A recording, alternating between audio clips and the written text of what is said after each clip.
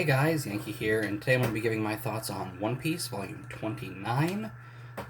Last volume, we had a big battle going on, hundreds of people, um, and it sort of whittled down to, I don't remember exactly how many, um, but it whittled itself down to like 80 or something, or like 80 were gone, I forget.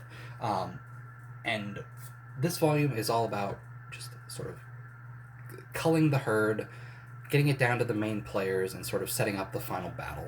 So we get a lot of fights throughout this, um, and all of them are pretty good. None of them feel really dragged out because we got a volume. We gotta get through this. We gotta just sort of wrap these fights up. We don't have a lot of time to sort of like dwell on them. Um, we got Robin versus Yama, who was sort of like I don't remember like his role, but he was like a big guy that was working with Enel. Robin had found some ruins. He was just tearing them up. Robin, being an archaeologist, obviously wasn't a fan of that. Threw him off a cliff. Cool. It was an interesting fight, and it used her powers well. Uh, him having like a belt, I guess. It wasn't exactly a belt, but like belt like that he would whip out, and it just had a bunch of dials on it. I think they were axe dials. And he would just like slam up against people and destroy them. Robin using her powers to just casually flip that around, so he cuts himself up. Great. Her building a path like of arms that she just grabs him and throws him off a cliff. Awesome. Um, like when she joined the crew, she said like Usopp is questioning her. It's like, all right, what are your skills? And one of her skills, she says, is like assassination. It's like, yeah, I can see that from this fight. Like when she threw him off the cliff, um, she like grabs him and like bends him in a way so like he can't even try and catch himself. Like realistically, he probably wouldn't have been in good shape from the fall, even if he could. But um, we're also going to ignore how her powers seem a bit inconsistent. In volume, I don't remember what volume it was. I don't know why I was just going to say a volume number. I have no idea. On Jaya, when they got the bird, the South Bird, she says that like as long as I can see it, I can grow hands on it, right? Um, but throughout this, that's been like since Sky Island, it's been a bit inconsistent with that, where um, like she put her arms on Yama before he fell off. So like, okay, I can get that those are still there, but there was also the point in the beginning where she was just spouting arms endlessly into a cloud where she couldn't see anything. So I don't know. Her powers seem a bit. They seem a bit inconsistent with that. Um, but the fight was cool, and Robin is the only one sort of like on track at this point to finding the city of gold, and she does.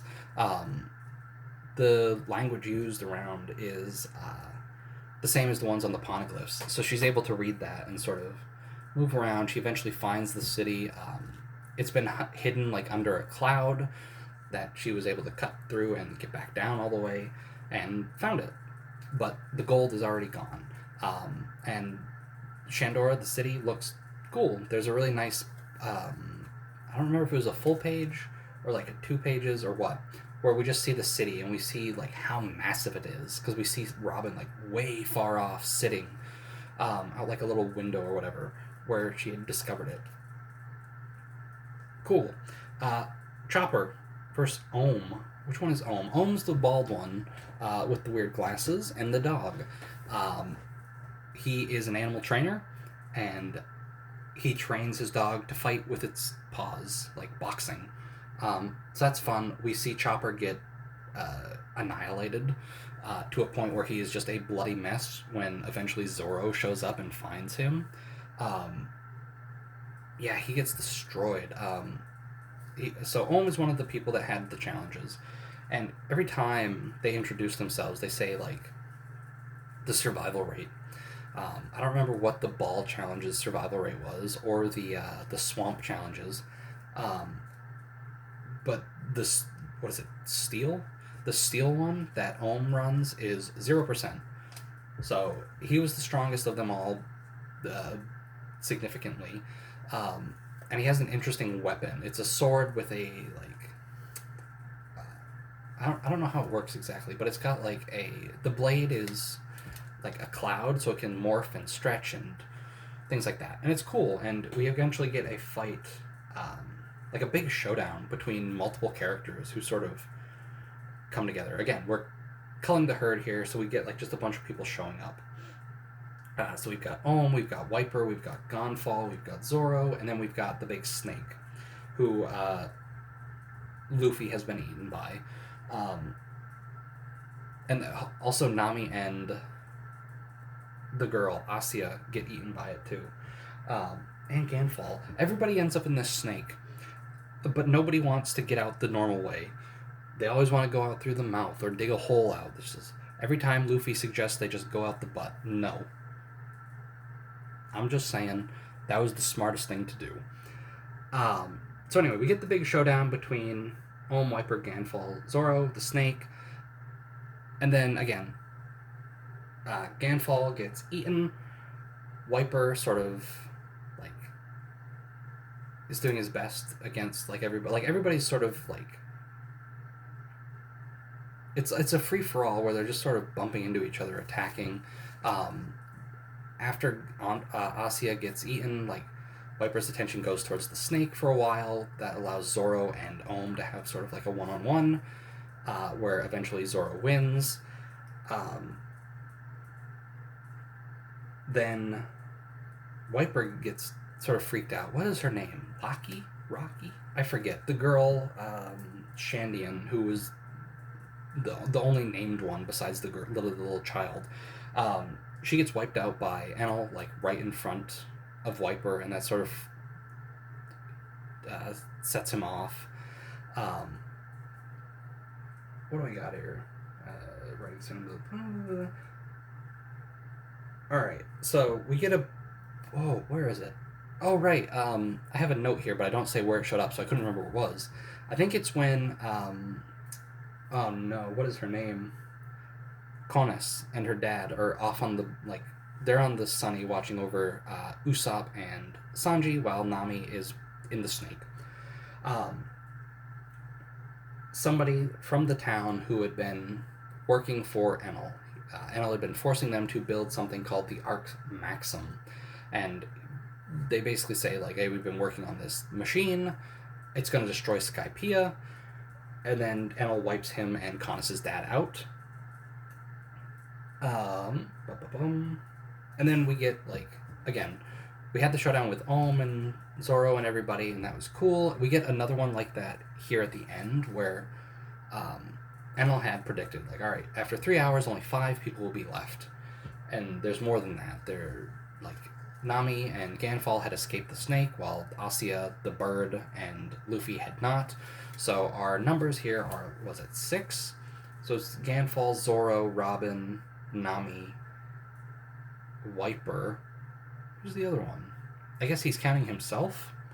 And so Enel's doing this thing where it's all right, fight amongst yourselves to wipe out one of you. The rest of you will come with me to the Endless Verth, a place for gods like me. I'm going to take you. You're going to be my chosen people. And they all refuse, and they just are going to attack Enel. And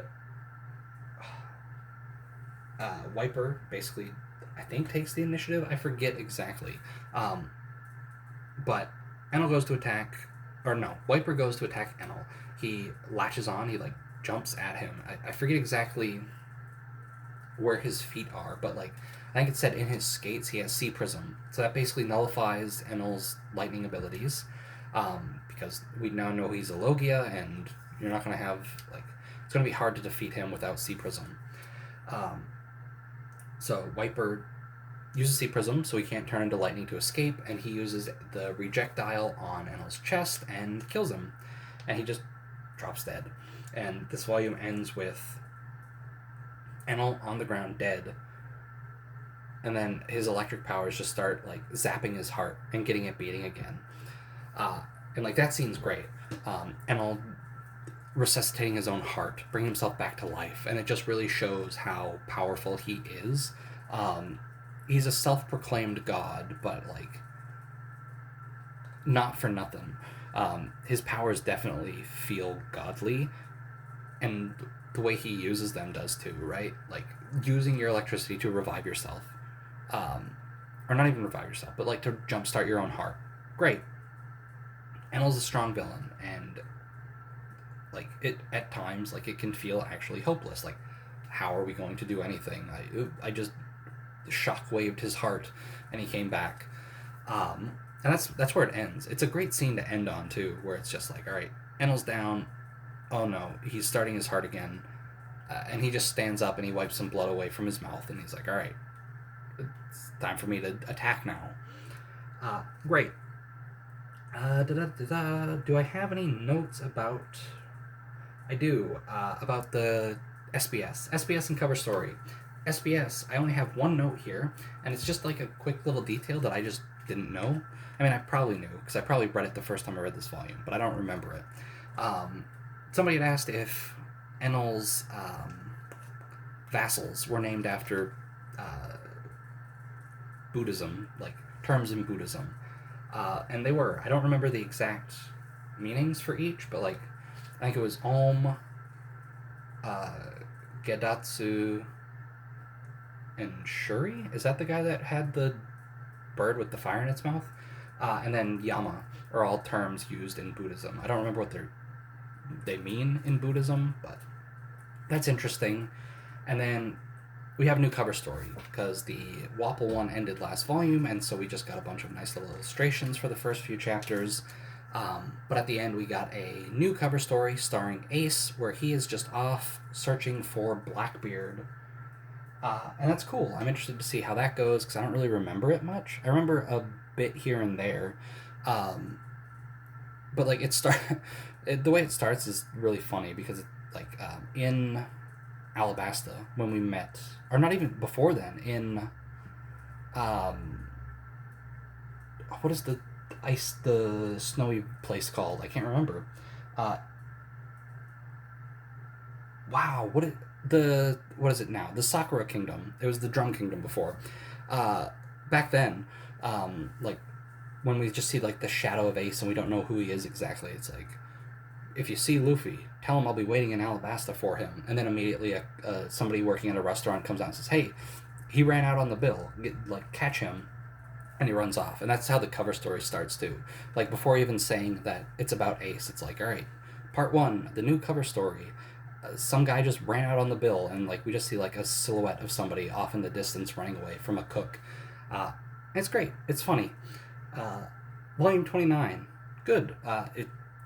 It moved really quick because we're going for like so many battles happened and like so much is happening. I'm excited to see Luffy get out of the snake and sort of finally get into the fight because he got sidelined pretty early. But yeah, other than that, it's cool. I liked it a lot. So that's going to do it for this volume. Thanks for watching. I'll see you next time.